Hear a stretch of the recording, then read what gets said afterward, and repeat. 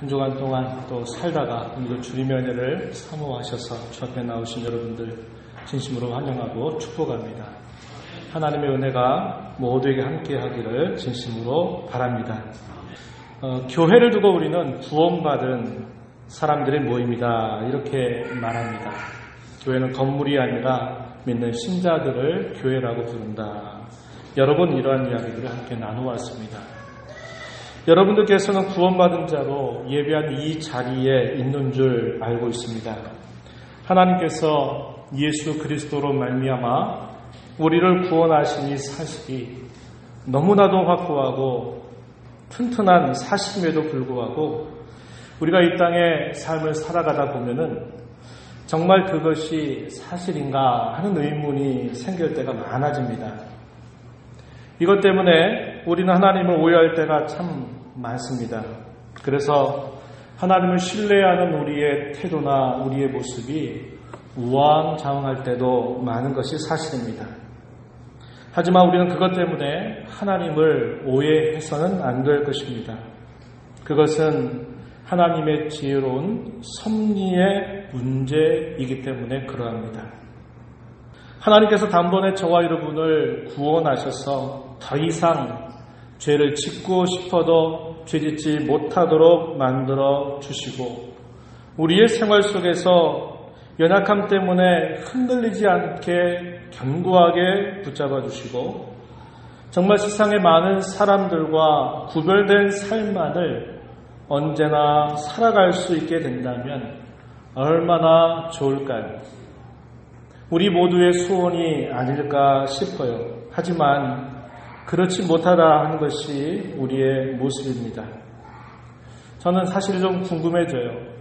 왜 주님께서 왜 그렇게 하지 않으시고 우리를 이렇게 구원하신 건 분명한 사실인데 왜 우리를 이런 연약함 속에 우리를 그대로 두실까 하는 것을 생각할 때 궁금해지는 부분들이 참 많아진다고 하는 것입니다. 그래서 구원받은 저와 여러분이 하더라도 이 땅을 사는 동안에 끊임없이 어려움을 만나며 살게 되는 것입니다. 우리가 대부분이 못해서 우리가 연약해서 또 허물 때문에 우리가 여러 가지 많은 어려움들을 만나며 살게 되는 것이죠. 순경도 있지만은 역경도 있는 것입니다. 우리의 삶이 평안 가운데 평탄한 삶을 살아가는 때가 있지만 또 우리의 삶이 우리의 예상 밖에 뛰어넘어서 많은 어려움들을 당하게 되는 일도 있다는 것입니다. 또 살다 보면 사실상 우리의 삶이 평안하고 안전한 그런 때보다도 그렇지 않을 때가 더 많다라는 것을 우리는 늘 경험하고 살고 있습니다.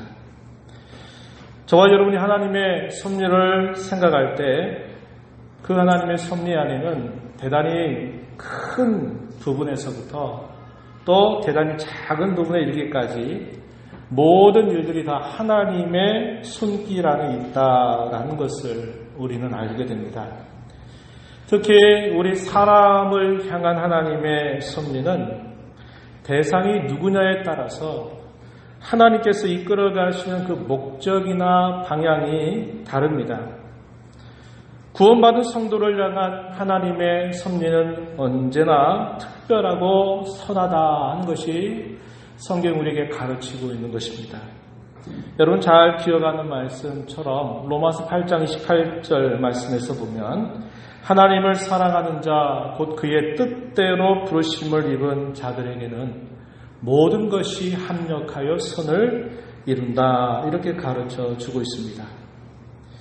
우리는 사실상 역경보다도 순경에 있기를 우리 모두는 바라고 있습니다.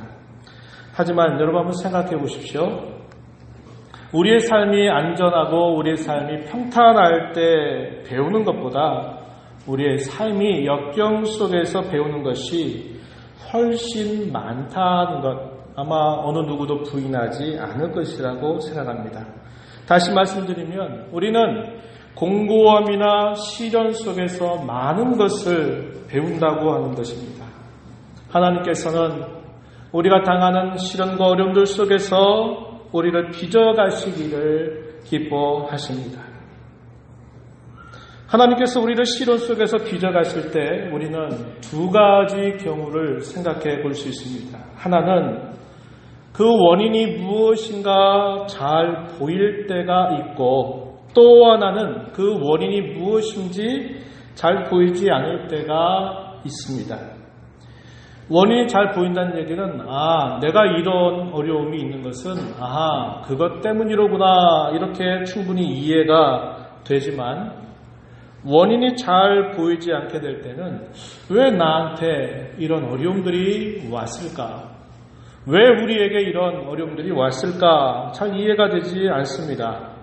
우리는 이런 경우를 우리가 요즘에 함께 읽어가는 역대하 말씀을 통해서 우리는 살펴볼 수 있습니다. 순서를 바꾸어서 한번 생각해 보기를 원합니다. 우리는 히스기야의 경우를 살펴보면서 하나의 예를 우리는 보게 되고, 또 하나는 므낫세라고 하는 히스기야의 아들의 경우에 있어서 또 하나의 예를 우리가 살펴볼 수 있습니다. 한번 그런 부분들을 살펴보면서 하나님이 우리를 어떻게 빚어가시는가 하는 것들을 함께 생각해 보겠습니다. 먼저 히스기야의 경우입니다. 오늘 우리가 읽은 본문의 내용 속에서 그 히스기야의 경우를 우리는 살펴볼 수 있습니다. 이 히스기야의 경우는 원인이 잘 보이지 않는 경우입니다. 이해가 되지 않는 그런 경우에 우리가 어떻게 생각할 수 있을까? 우리에게 교훈을 주고 있습니다. 히스기야의 아버지는 아하스 왕이었습니다. 이 아하스 왕은 유다 왕조에 있어서 악한 왕으로 기억되는 인물입니다. 악한 정치로 출발이 너무 좋지 않았습니다. 왜냐하면 아버지가 남긴 그 어두운 그림자 가운데서 그가 왕위를 이어받아서 유다 나라를 다스리는 겁니다. 우리 사람이 자기에게 주어진 환경이나 태어난 환경의 영향을 얼마나 많이 받고 산다는 것은 우리가 굳이 설명할 필요가 없을 줄로 압니다. 그만큼 히스기야가 왕으로 세워져서 유다 나라를 다스려 가지만 아버지 아하스가 해놓은 악한 정치 때문에 굉장히 어렵게 그 나라를 다스려 가는 것입니다. 출발이 너무 좋지 않았어요. 하지만 그가 한 일에 관해서 성경은 요약해 주기를, 그는 여호와 보시기에 정직하게 행하고 그의 조상인 다윗의 길로 행했다라고 알려줍니다. 그가 행하는 모든 일 속에서 그는 하나님을 언제나 찾는 자세를 가졌고 언제나 한결같은 마음으로 행하는 일에 집중했다라고 알려줍니다. 그에 대한 성경 구절들 우리는 역대하 29장 2절 말씀에 보면 이렇게 확인합니다. 히스기야가 그의 조상 다윗의 모든 행실과 같이 여호와 보시기에 정직하게 행하였다. 우리는 그저 이 한 구절을 보게 되면 잘했구나 이런 정도만 생각할 수 있겠지만, 그러나 태어나서 왕이 된 그 환경 자체가 굉장히 좋지 않은 그런 환경 속에 그가 태어나서 그 나라를 다스려 갈 때 극복해야 될 것이 얼마나 많았을까 우리는 생각해 본다면 결코 이 히스기야는 쉽지 않은 그런 걸음을 걸어갔다는 것을 우리는 알게 되는 것입니다. 역대하 31장 20절과 21절 앞부분에서는 또 이렇게 설명해 줍니다. 히스기야가 온 유다에 이같이 행하되 그의 하나님 여호와 보시기에 선과 정의와 진실함으로 행하였으니 그가 행하는 모든 일 곧 하나님의 전에 수종드는 일을 율법 계명에나 그의 하나님을 찾고 한 마음으로 행하였다. 이렇게 알려주고 있습니다. 그 결과 그의 삶에 주어진 열매는 무엇이었을까?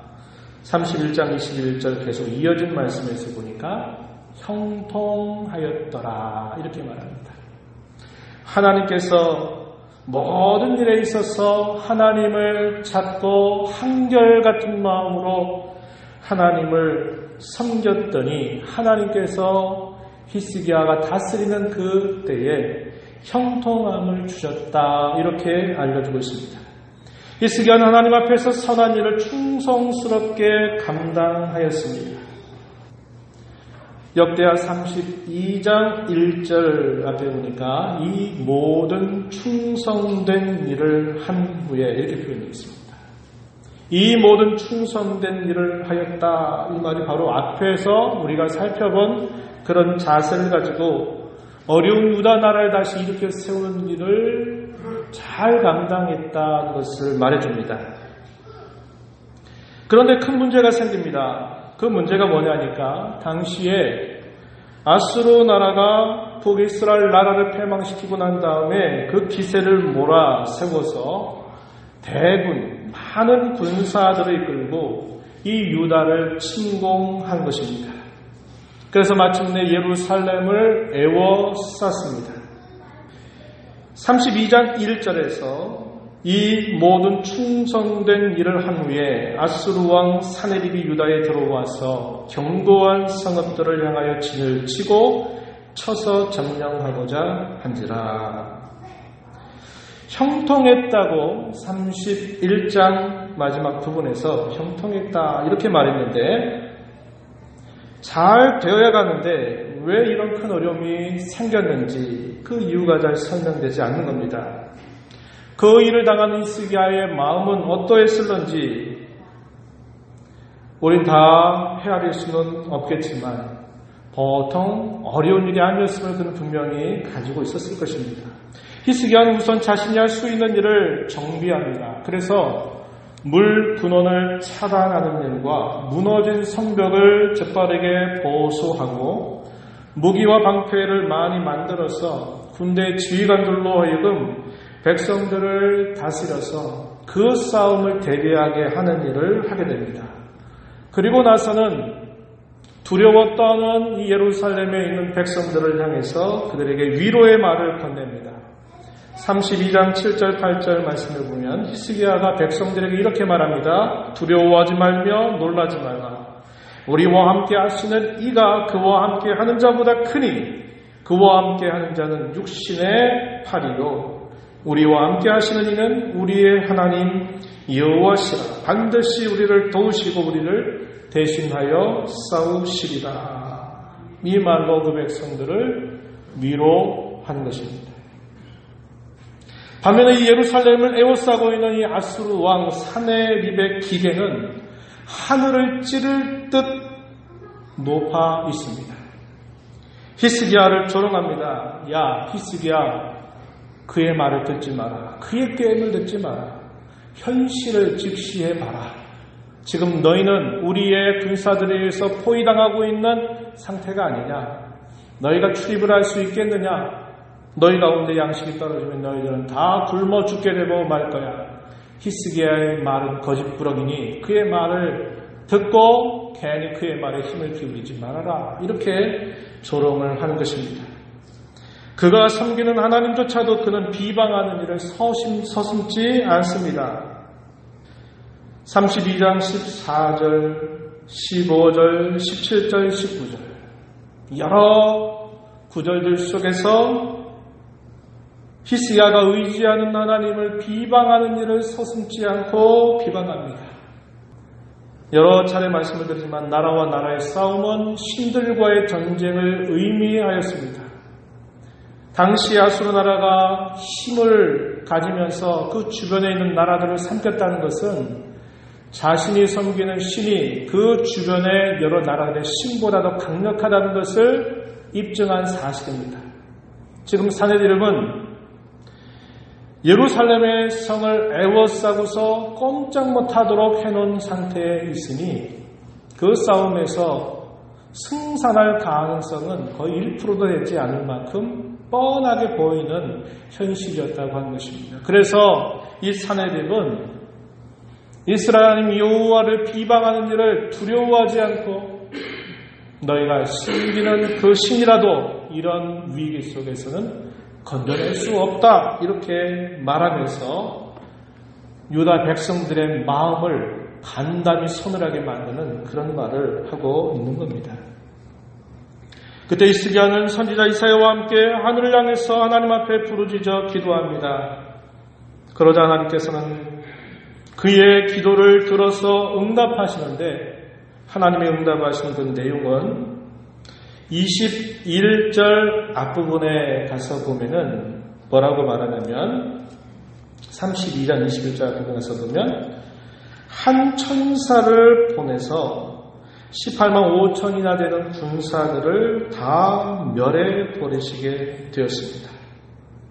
사내립의 멸시와 비방을 들으신 하나님께서는 한 천사, 열왕기하의 말씀을 보면 여호와의 사자라고 표현이 되어 있습니다. 이 한 천사만으로도 충분히 이 악한 왕과 이 군사들을 심판할 수 있는 분이심을 하나님 분명하게 보여주신 겁니다.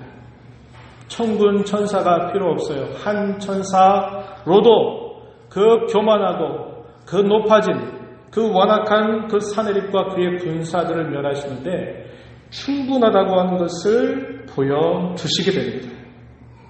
아수르 왕은 그 일로 인해서 자기 나라로 돌아가는데 낯뜨겁게 그 땅으로 돌아갔다고 말합니다.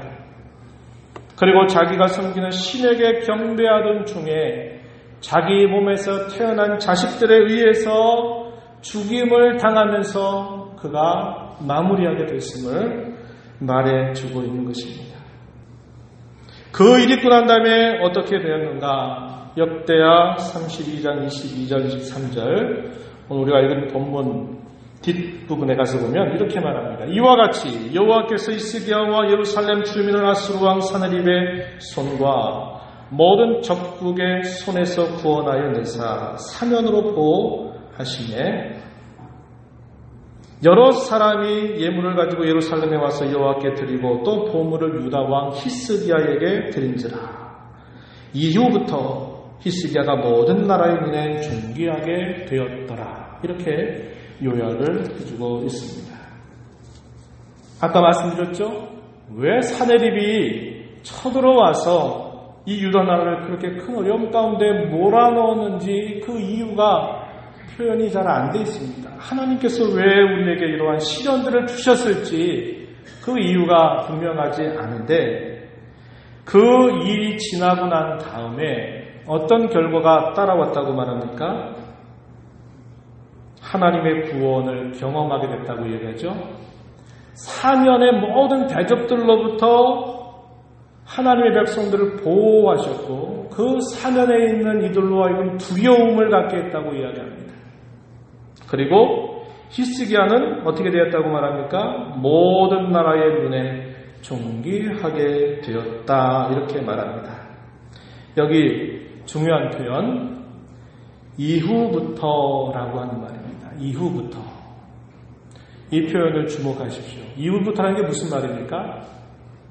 하나님을 진실하게 잘 섬기려고 애를 쓰고 노력했는데 뜻밖의 너무 어려운 일을 그가 당한 것입니다. 그 당한 일 속에서 어떻게 해야 될지를 몰라 그는 여전히 예전에 하던 것처럼 하나님 앞에 간구를 올리면서 하나님의 도움을 온전히 바라보았습니다. 하나님은 기적적인 그분의 능력을 베풀어 주셔서 모든 대적들을 멸하셨을 뿐만 아니라 아수르 나라만이 아니라 주변에 있는 모든 대적들로 하여금 두려움을 갖게 하였고 히스기야는 존귀하게 높여주셨다고 이야기합니다.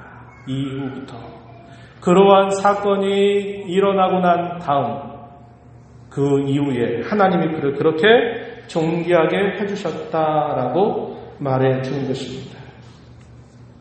마찬가지입니다. 우리는 뜻밖의 어려움을 만날 때 여러 가지 생각에 사로잡히게 됩니다.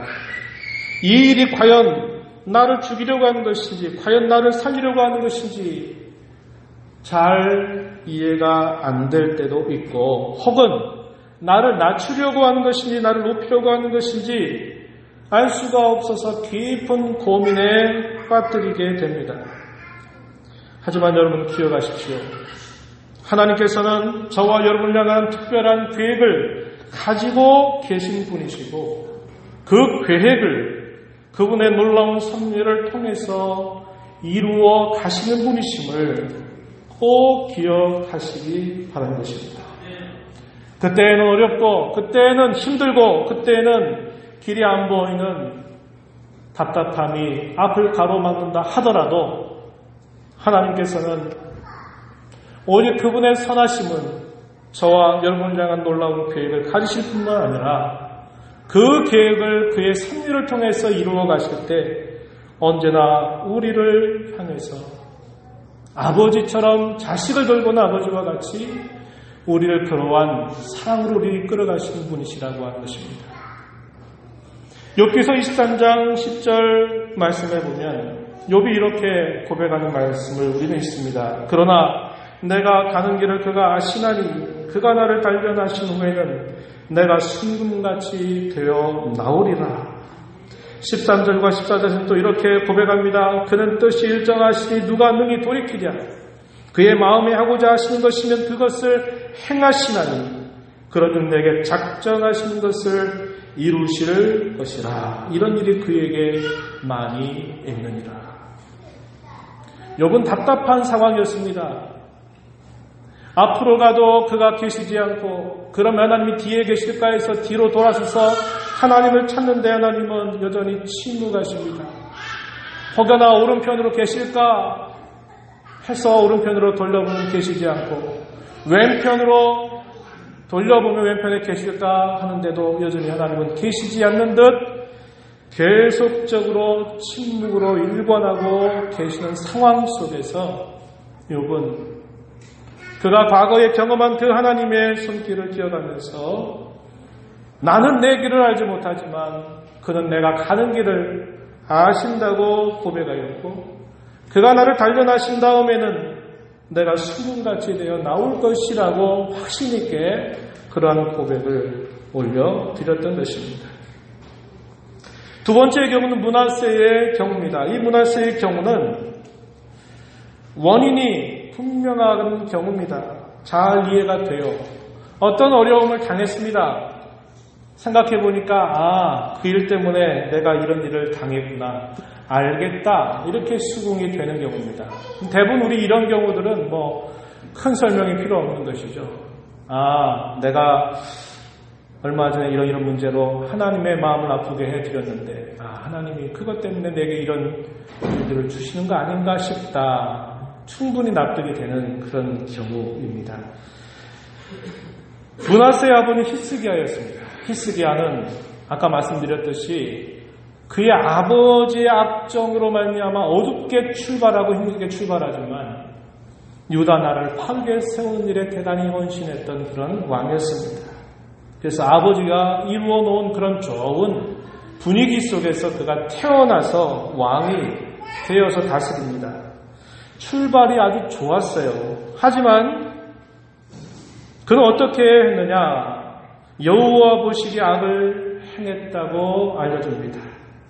역대하 33장 2절 말씀 다시 보면은 여호와 보시기에 악을 행하여 여호와께서 이스라엘 자손 앞에서 쫓아내신 이방 사람들의 가증한 일을 본받았다. 이렇게 표현했습니다.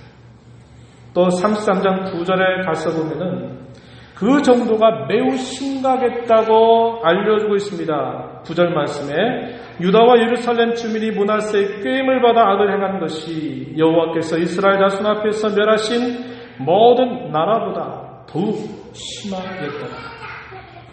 유다 왕조 중에서 가장 악한 왕으로 기록되는 인물 므낫세입니다.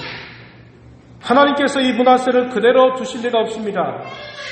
하나님은 아수르라고 한 나라를 들어가지고 또다시 유다를 큰 시련 속에 집어 던져버리십니다. 악정과 폭정을 일삼았던 므낫세에게 큰 시련을 주십니다. 역대하 33장 11절 말씀에서 이렇게 표현합니다. 여호와께서 아수르 왕의 군대 지휘관들이 와서 치게 하시매. 누가 있다고요? 여호와께서. 이것도 신앙을 가진 사람의 눈에 보이는 것입니다. 신앙이 없는 사람은 아수르 나라가 갑자기 침공해왔더라 이렇게만 보이는데 신앙이 있는 사람은 여호와께서 이렇게 하셨구나. 이 유다의 악정과 폭정으로 말미암아 더 이상 회복될 수 없는 상황에 있는 걸 보신 하나님은 아수르 나라를 들어가지고 유다 나라를 치셨구나 하는 것이 보이는 것입니다. 그들이 므낫세를 사로잡고 쇠사슬로 결박하여 바벨론으로 끌고 간지라. 므낫세 왕을 벌무로 사로잡아서 수치와 모욕을 준 것입니다. 쇠사슬로 묶어가지고 바벨론으로 끌고 갔다라고 이렇게 말해줍니다. 그는 왕자에 더 이상 있을 수가 없는 상황이 되어버렸고 그의 왕의 주인은 하루아침에 노예 신세로 전락해 버리는 수모를 당하게 되었습니다.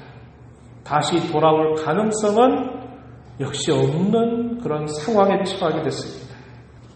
그의 완고하고 패역한 마음이 환난 때문에 겸손해지게 됩니다. 그는 그런 상황 속에서 하나님 앞에 기도를 올리게 됩니다. 역대하 33장 12절 13절을 보니까 이렇게 표현합니다. 그가 환난을 당하여 그의 하나님 여호와께 간구하고 그의 조상들의 하나님 앞에 크게 겸손하여 기도하였으므로 이렇게 표현합니다.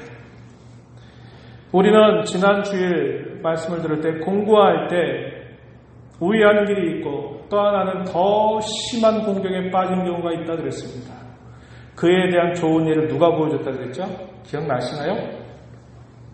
아하스입니다. 아하스 왕. 유다 왕조 가운데 악한 왕으로 기록된 인물이에요. 이 사람은 자기가 공고함 가운데 빠졌을 때 그의 마음이 더욱더 고집을 세워가지고 하나님 앞에 정면으로 도전하는 악한 일들을 하게 되었던 것 우리는 살펴보았어요. 그런데 그보다 더했던 이 므낫세 왕은 자기가 당한 그 시련 속에서 우리의 선대들이 하나님의 이름을 불렀는데 자기가 어찌할 수 없는 상황 속에서 하나님의 이름을 부르고 그의 마음을 겸비해줬더니 하나님께서 그의 기도를 들어서 그로 하여금 다시 유다 땅으로 돌아오게 해주셨을 뿐만 아니라 그에게 다시 왕의 자리로 복귀하는 일들을 하나님께서 허락하여 주셨습니다. 역대하 33장 13절 뒷부분에 보니까 하나님이 그의 기도를 받으시며 그의 간구를 들으시사 그가 예루살렘에 돌아와서 다시 왕이 앉게 하시네. 므낫세가 그제서야 여호와께서 하나님이신 줄을 알았더라. 이렇게 표현하고 있습니다. 그 일을 겪어보니까 뭘 알았다고요? 그제서야. 이 표현이 중요합니다. 그제서야. 여호와께서 하나님이신 줄을 알았더라. 이렇게 표현하고 있습니다. 그제서야 라는 것도 뭡니까? 그가 어떤 사건을 경험해 보고 난 다음에 비로소 그가 깨닫게 된 사실이 이것이다. 이렇게 말하는 겁니다. 그에게 만약에 환난이나 시련이 없었다면 이 므낫세는 끊임없이 그 악한 길로 가다가 어느 순간 요절했을 가능성이 많습니다. 반역자들로 의해서 갑자기 죽임을 당하고 끝나게 될 가능성이 많았을 거예요. 그런데 하나님이 그를 아무런 소망 없는 궁지로 몰아넣게 됐을 때 그는 그 까닭에 우리의 선대가 그래도 하나님을 찾았다고 하는데 하나님을 찾아봐야 되겠다면서 그의 마음을 낮추고 하나님을 구했더니 그가 하나님의 기적적인 능력으로 그가 다시 유다의 왕이 돼서 왕에 복귀하는 그런 일을 경험하고 했던 것입니다. 그제서야 여호와가 하나님이신 줄을 깨달았다. 이렇게 말하는 것입니다. 두 경우를 살펴보면 원인이 다르고 이해 여부가 다릅니다. 그럼에도 불구하고 하나님께서는 선한 열매로 이 두 경우를 이끌어 가십니다. 이것이 하나님의 백성들을 향한 하나님의 섭리임을 잘 보여주고 있어요. 이것은 오늘 저와 여러분을 향한 하나님의 섭리이기도 하다는 사실입니다. 할렐루야. 이게 하나님의 섭리예요. 자기 백성들을 향한 하나님의 섭리는 이렇게 나타난다고 하는 겁니다. 우리는 하나님께서 행하시는 일들을 보면서 그분이 어떤 분이신가를 알게 됩니다. 아, 하나님이 이렇게 행하시는 걸 보니까 하나님이 이런 분이시구나를 알게 되는 거죠. 오늘의 이야기뿐만 아니라 성경의 수많은 기록들이 그것을 너무나 선명하게 보여주고 있어요. 또한 우리가 지금까지 살아온 우리의 삶의 경험들이 역시 그러합니다.